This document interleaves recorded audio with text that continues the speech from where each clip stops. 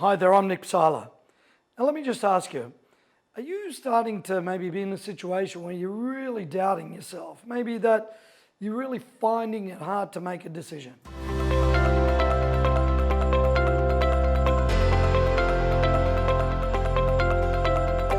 Everything you do just doesn't seem to work out right.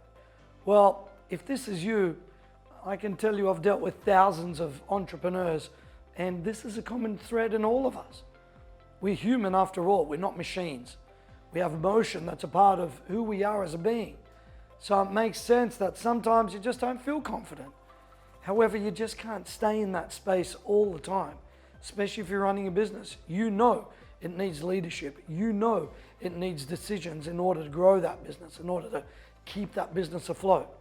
So in this episode, I want to be talking about how you can deal with that inner voice of doubt and how you can manage it. Now, the reason I said manage it is because it's not like it's going to go away. It's not like you're going to be, Anthony Robbins high-fiving every day. It's not like everything's going to be rainbows and butterflies. No, it isn't. There's going to be times where you're feeling that way, where you're feeling a part of that, negativity, where you're feeling not strong in yourself. And that's okay. Okay? I'm going to say that again. It's okay to feel like that. Don't try to fight it. It's understanding how to manage the voice inside your head that gives you that doubt, that gives you that reason why, maybe you're not feeling confident. Now, let's think about how it looks. Normally, when you start to get down that slope, it feels like everything you do just isn't working out. Every decision you make just feels like, you've almost lost your way. You're not confident. It almost feels like you don't even want to wake up in the morning and go to work. And if you're not in your head, hey, this has happened to me. I know exactly what it's like, even though this is what we teach and we help people with. I want you to think about this as a common symptom. So you need to start by, number one, recognizing what's going on with you. Now, a good way for me to recognize that is just to look at a pattern. So if you wake up in the morning feeling a little bit flat, feeling like you're a little bit not confident in yourself, feeling like it's hard for you to make a decision just to get out of bed, just pick up a notebook and just write it down. I'm feeling like that today. You don't have to write a novel on this. You just put some bullet points down. Now, if it's the same the next day, and the next day, and the next day, and the next day, obviously you can see that there's a recurring problem. And usually that problem is stemming from something else that's going on in your life. So you might want to cross-reference that to see what's going on. And this could be, maybe it's a money issue, or a relationship issue, or a health issue, or a staffing issue, whatever it is.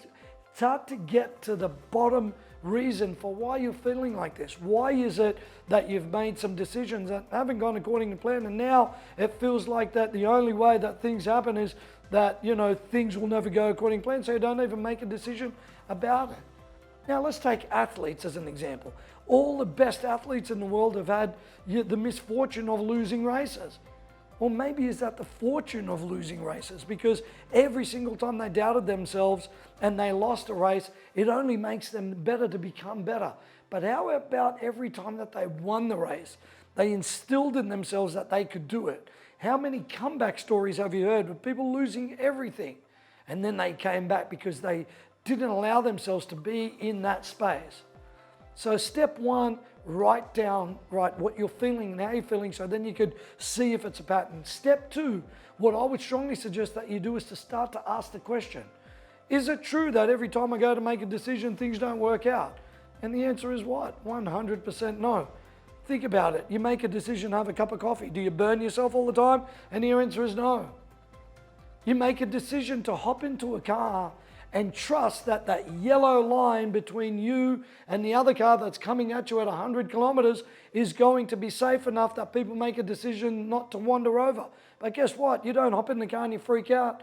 Do you see you've made that decision already to do that, and you can trust yourself, and usually 99.999% of the time, it works out really well. So when you ask yourself the question, is it true that if I make a decision it's going to go bad?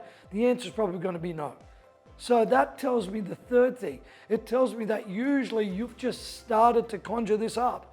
You've actually lost faith in yourself by, pre-programming that into you.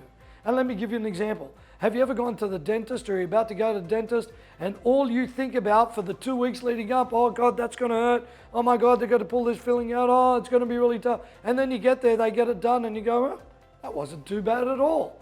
What have you done to yourself? You've actually put something in your mind that you've pre-programmed. Usually bad decision making and doubting yourself and not feeling confident in yourself is exactly that. You've based it on a set of circumstances that were probably A, out of your control, or B, actually didn't really mean anything in the bigger scope of things. Do you see? Not every decision's bad. Now, here's what you can then do after that. Start to make bite-sized improvements. Make a decision, make sure it's cool, break it down, and then go for it. So here's an example. Let's say you're in business and you need to spend, $10,000 on a marketing campaign. Well, step one would be make sure that you research what you're about to do.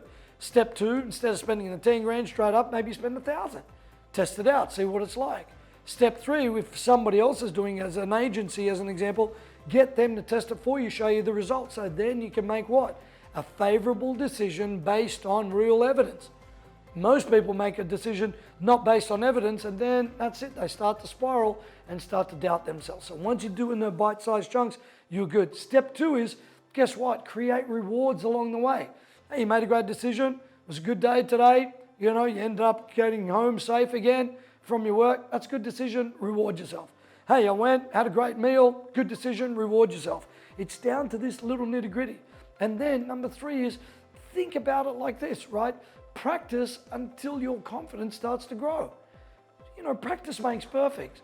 Athletes, if they fall over, they get back up. If they injure themselves, they go past the injury and get up again. Might take a while to get back up to it, but guess what? Practice, practice, practice, practice, practice, and they just become better at what they do.